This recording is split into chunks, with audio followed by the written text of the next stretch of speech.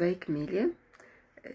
Šodien es turpinu stāstīt par kosmiskajiem likumiem, un nākošais kosmiskais likums, tas ir vibrācijas likums.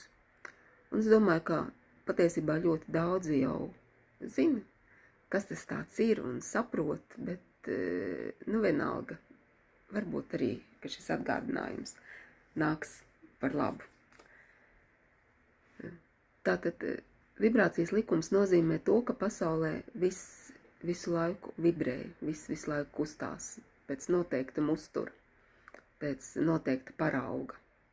Un pilnīgi visam ir vibrācijas.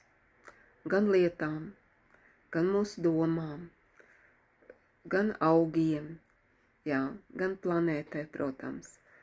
Pilnīgi visam mums ir vibrācijas. Vibrācijas ir dažādas.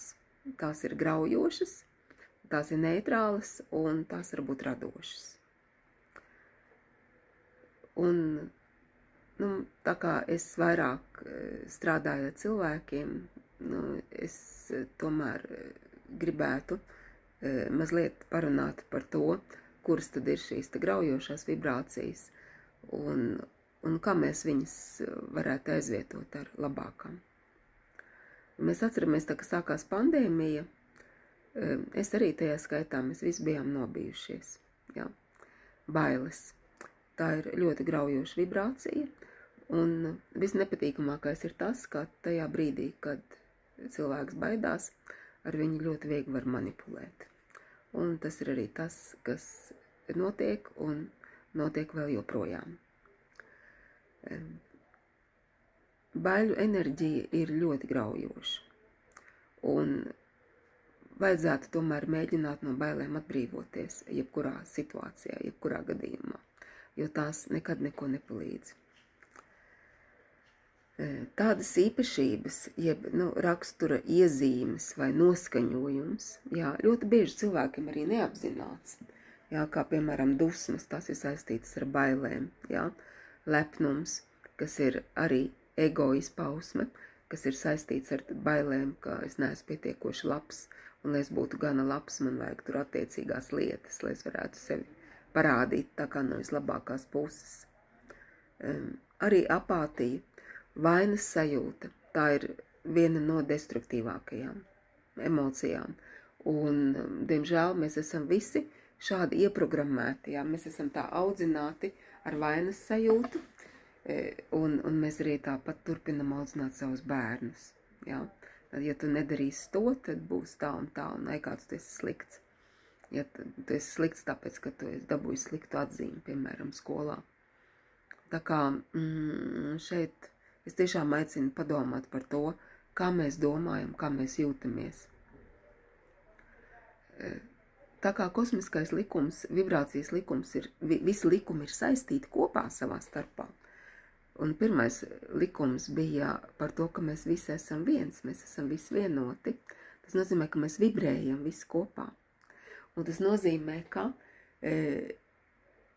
es ar savām vibrācijām varu iespaidot pārējos cilvēkus. Es viņus varu vai nu pacelt, vai pazemināt vibrācijās. Un, protams, apzinoties to, ka pasaule mainās un mēs mainamies kopā ar pasauli, un mēs visi vēlamies kļūt labāki, stiprāki, veselāki, laimīgāki, tad, protams, runa ir par to, kā mēs apzināti varētu šīs te pozitīvās vibrācijas celt gan paši savā sistēmā, gan arī palīdzēt citiem. Un īstenībā te nekāda liela noslēpuma nav, vienkārši jāsaprot ir tas, kā es jūtos, kā es jūtos, un ja es jūtos, ka es nejūtos labi, tad es domāju, kāpēc es nejūtos labi, kas man ir šo izraisījis.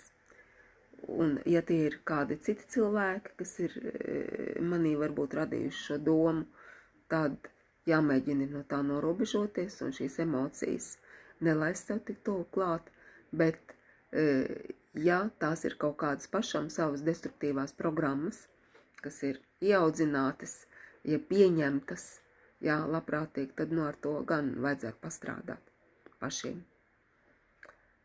Ir daudz dažādu veidi, kā to darīt. To es varu varbūt arī kādā konsultācijā pastāstīt. Tagad nē, bet vienkārši saprast to, ka bailes un dusmas un vainas apziņa un kauns, ka tās ir ļoti destruktīvas sajūtas. Un tās ir sajūtas, kurās mēs esam turēti ļoti, ļoti ilgu laiku. Un, ja mēs esam šajās sajūtās, tad ir ļoti grūti tikt klāt pie radošās enerģijas.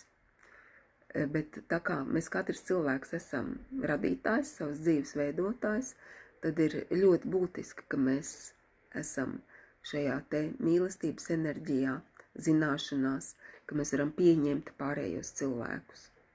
Neatkarīgi no tā, kādi viņi ir, jā, bet ka mēs viņus pieņemam.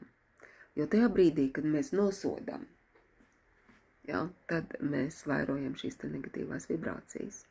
Protams, lai kaut ko uzlabotu, ir nepieciešams saprast, kas ir noticis, jā, bet nevajag iestrēgt šajā te posmā. Un man reizēm ir tāds sajūta, ka ļoti daudz cilvēki kaut kā viņiem patīk gausties, sūdzēties, kritizēt, vainot kādu, jā. Mēs tā nekur tālu netiksim. Tas ir jāsaprot tas, ka katram cilvēkam ir iespēja izdarīt vienu labu darbu, pacelt pašam savas sajūtas, vibrācijas un arī palīdzēt pārējiem. Nu, tas ir apmēram tas, ko es tā šobrīd spontāni varu pateikt par vibrācijas likumu. Es ievietošu arī vienu tabuliņu par šiem apziņas līmeņiem, vibrācijas līmeņiem. Ceru, ka tas jums noderēs. Jauku dienu jums visiem! Un drīz būs 3. likums.